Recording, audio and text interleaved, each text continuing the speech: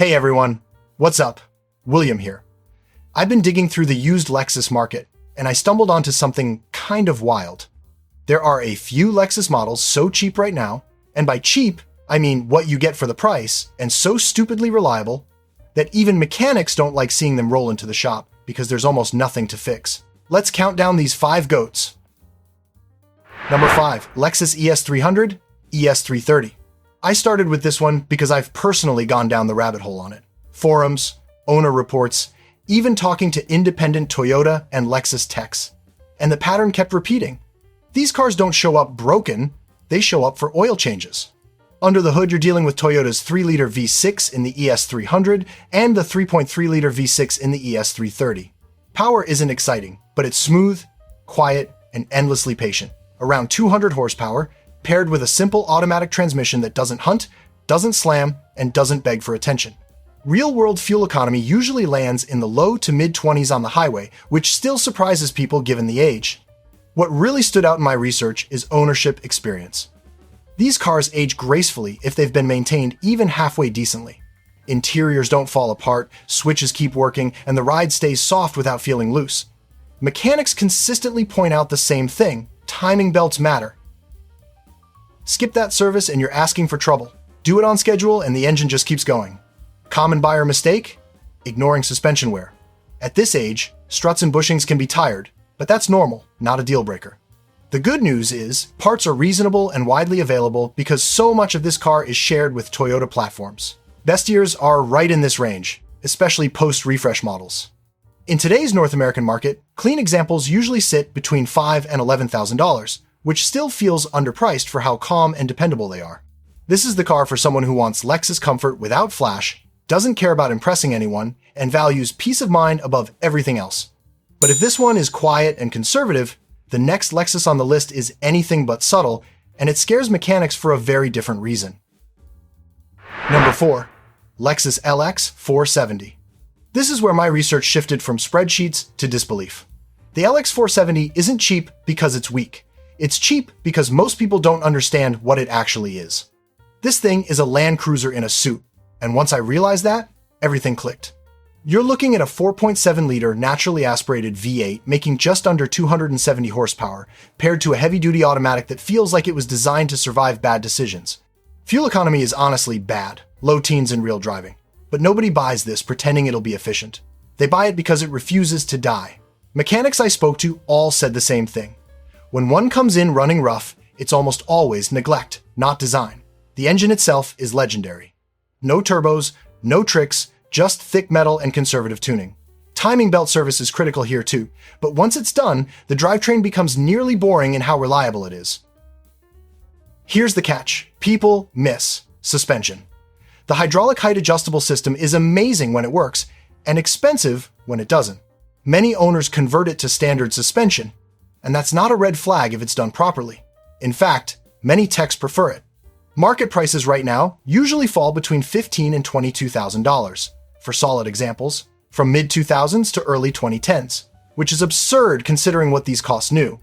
Rust is your real enemy, especially in northern climates, so underbody inspection matters more than shiny paint. This is for someone who wants overbuilt luxury, tows heavy, drives forever, and doesn't flinch at fuel stops. And if you think that's overkill, the next Lexus somehow delivers similar toughness in a much smaller, sneakier package.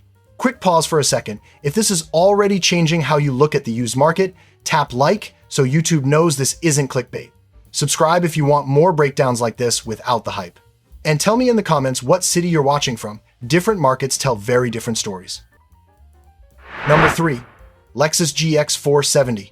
This one took me longer to understand because on paper it doesn't make sense. It looks like a suburban mall SUV, but after digging through long-term owner stories and mechanic notes, I realized why shops barely see these for real repairs. The GX470 runs the same 4.7-liter V8 found in the LX, detuned slightly but just as overbuilt. Power sits around 260 horsepower, paired with a 5-speed automatic that feels old school in the best way. It's smooth, predictable, and completely uninterested in drama. Real-world fuel economy usually lands in the mid-teens, sometimes high teens on the highway if you behave. Where this car quietly dominates is balance. Body-on-frame construction, full-time four-wheel drive, and Toyota engineering that prioritizes durability over innovation.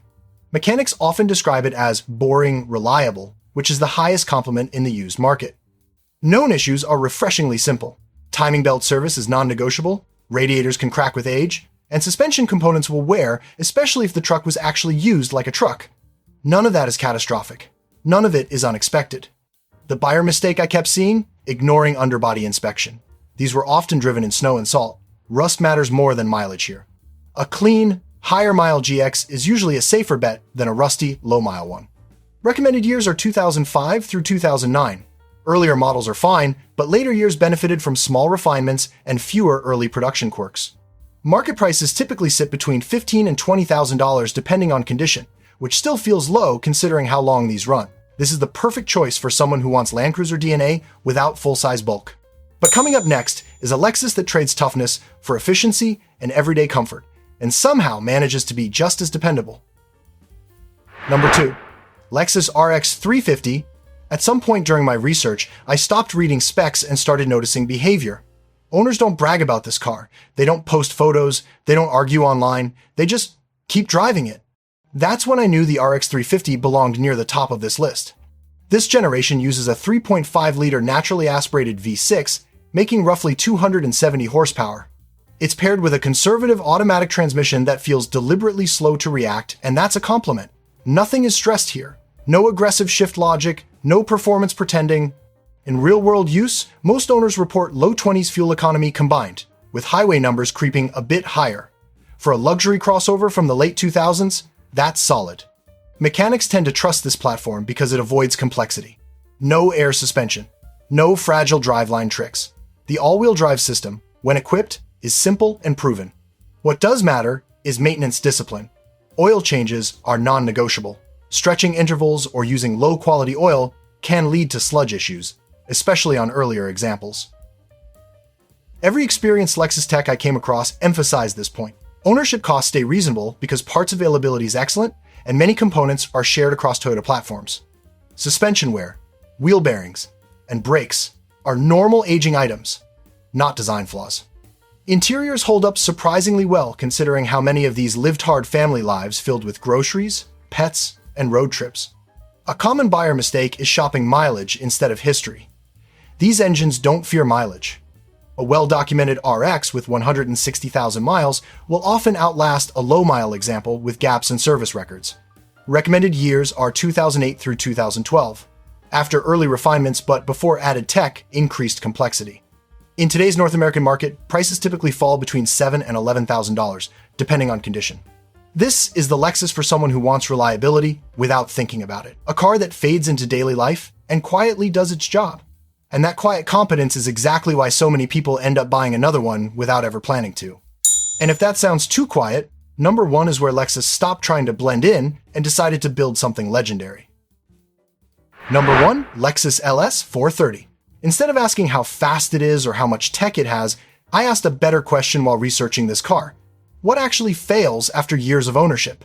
The answer came back almost boring. Very little. And that's exactly why the LS430 sits at number 1. This car runs a 4.3-liter naturally aspirated V8 producing just under 300 horsepower, paired with an automatic transmission that prioritizes smoothness over everything else. No jerky shifts, no urgency, no mechanical stress. Everything feels slightly overbuilt, like Lexus engineers assumed owners would keep these forever. In real-world driving, fuel economy usually lands in the high teens combined, with low 20s on the highway if you drive it the way it wants to be driven calmly. Mechanics respect this car for what it isn't. No turbos, no experimental systems, no fragile drivetrains. Timing belt service is mandatory, but once it's done on schedule, the engine becomes nearly invisible in ownership. Many examples pass 200,000 miles without internal work, and that's not an exception, it's common. What does age affect? Comfort systems, suspension components, aging rubber, bushings, and on some trims, air suspension parts. These aren't sudden failures. They give warnings. The buyer mistake is ignoring those signs or assuming maintenance doesn't matter because the car is cheap to buy. The LS430 rewards owners who stay ahead of maintenance and quietly punishes those who don't. Interior quality is where this car separates itself. Leather, switches, seat motors, climate controls, they hold up far better than most modern luxury cars. Even today, it still feels solid, not nostalgic. Recommended years are 2002 through 2006, after refinement updates, improved reliability, and ride quality. In today's North American market, clean examples usually sell between $6,000 and $10,000, which feels disconnected from how well these cars still perform. This is the Lexus for someone who values engineering honesty over trends. A car that doesn't ask for attention, it earns respect over time. And that's why, decades later, mechanics still don't fear fixing them. They fear how rarely they need to. This is the Lexus for someone who values silence, engineering honesty, and long-term ownership over trends. And that's the part most people miss. Every car on this list comes from a moment when Lexus wasn't chasing screens, trends, or quarterly hype. They were chasing one thing only, building something that wouldn't embarrass them 20 years later. That's why these early and mid-2000s models still feel calm in a market full of anxiety. None of these are exciting buys on paper. That's exactly why they're winning in real life. Predictable ownership, honest engineering, cars that disappear into your routine instead of hijacking it with warning lights and repair quotes. If you're shopping used right now, this is the window. Prices haven't caught up to reality yet, but they will. Stick around on the channel, we're going to keep breaking down the cars that quietly make sense while everyone else argues about the wrong ones.